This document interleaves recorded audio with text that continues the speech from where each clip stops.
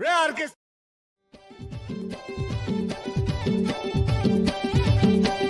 नाम है आपका? चलिए हमारे सिमलाल जी लेकर आ रहे हैं यूट्यूब पर नए नए छत्तीसगढ़ी गाना डीजे सॉन्ग।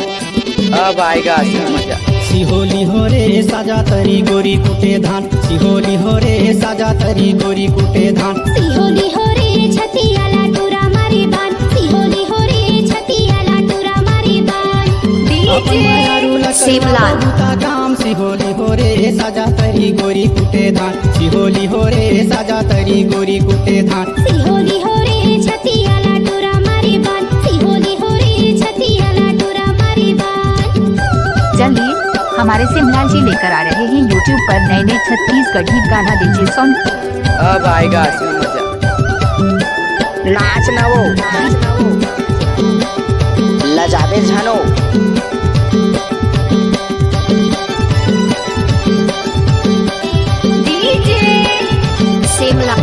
सिमलाल बड़की परौना यौ मैना मजू।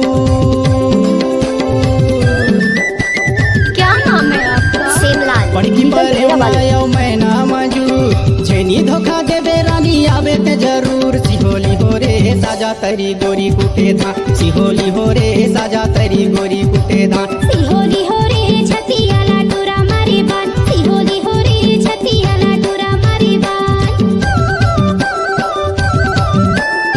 चलिए हमारे सिमलाल जी लेकर आ रहे हैं यूट्यूब पर नए नए छत्तीसगढ़ी गाना डीजे नाच सॉन्ग। ना वो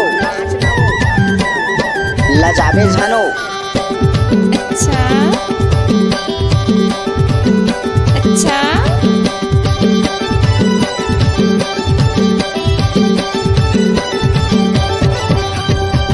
आयला बरखा गिरेला पानी।